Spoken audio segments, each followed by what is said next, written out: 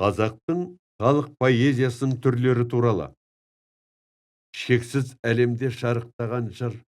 Бір кезде Қоналқаға Сыр өзенінің арғы жағындағы қарақалпақтар қонысына келіп қонады. Бұрынды соңды естіп көрмеген құтты қонақтың хабары атқан оқтың жылдамдығындай шар тарапқа тарайды.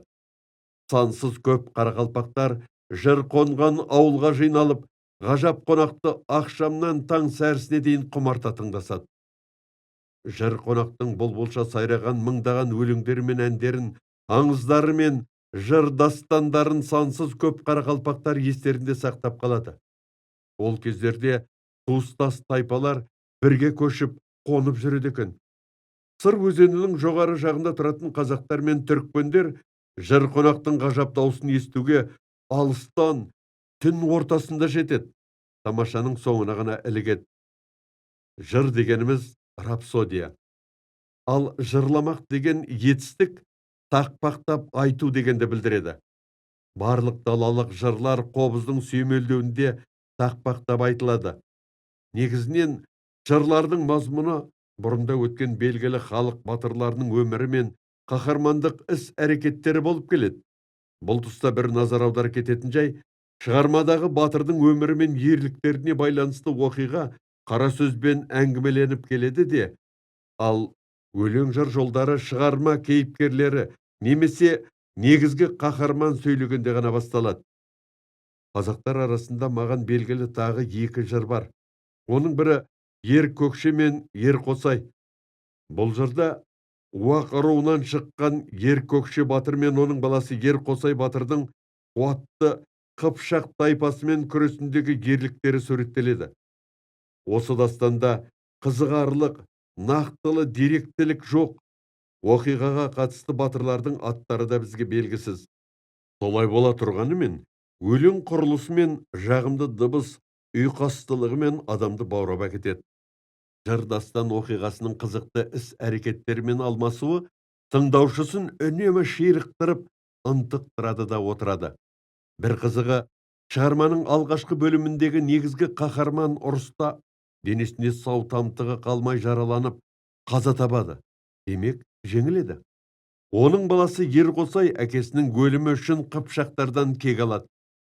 Жырдастанның бұл бөлімі ертедегі көшпелі ел жауынгерлерінің ұрыс жүргізуіне әдіс айлаларын рет-ретімен ұғымды суреттеуімен қызғылықты. Менің кезімде осы жырдастанды есінде толық сақтаған бір-ақ адам бар еді. Ол Көкшетау округіндегі Қойлы Атығай болысының тұрғыны Арыстанбай болатын. Өкінішке орай, осы қызғылықты жырдастанды одан жазып ала алмадым. Ендігі жырдың аты Орақ Батыр. Бұл жырда Орақ Батырдың бастан кешкен тағдыры әңгімеленеді. Орақ Батыр Қарауыл руынан Ресейге жорыққа аттанады. Орыстың қолына түседі. Тұтқында Абақтыда 10 жыл отырады. Содан соң үйленіп, бала шағалы болады. Бірақ туған жерге, елге деген сағыныш маза бермейді. Ақыры еліне оралады. Біздің елде Орақ әулетіндегілер бар тәрізді. Орақ Батыр жырын көптеген қазақтар білгенмен, жыр толық емес, үзік-үзік қана. Осы жыр дастанның толық нұсқасын мен кіші жүздік жырау Нұрымбайдан естідім. Нұрымбай Алшын руынан. Бірақ Қыпшақтар ішінде Ахмет Жантөрин сұлтанның қонысында тұрады. Жыр дастандарда кездесетін өлең машықтарынан түсінік беру үшін мысалдар келтірмекпін.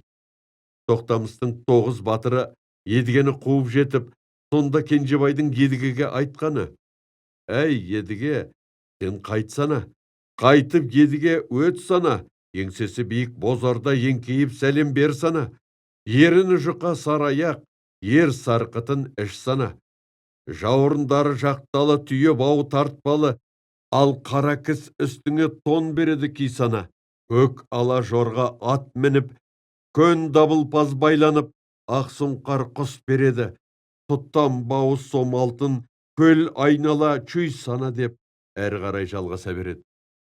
Едіге жыры 14 ғасыр соңындағы оқиғаларға қатысты, бірақ 15 ғасыр басында құрастырылған. Бұл жырдасандағы ескі сөздер мен сөз тіркестері құбылысынан байқалады. Ондай сөздер мен сөз тіркестері қазіргі тілде жоқ. Ең бір таңғаларлық жай, бүкіл жырда бірде-бір парсы араб сөзі кездеспейді. Мұсылман дінінің қанат жаюы салдарынан қазіргі күнделікті сөйлеу тіліміздің өзінде парсы араб сөздері қаптап кетті. Соңғы кезде менің дала кезген кезімде жыр поэзиясының қалыс қалып бара жатқанын байқауға болады. Жырдың бар болмысы қобыздың өзі сияқты. Тек бақсылар иелігіне айналды. Солар ғана жыр болмысының өлеңдік сипатын сақтап, жындарын шақырғанда айтады. Жыр болмысының негізімен қобыз тарту, өнердегі сәндік үлгіден атақты жанақ жырау өлгелі шеттей бастағанын ашып айту қажет.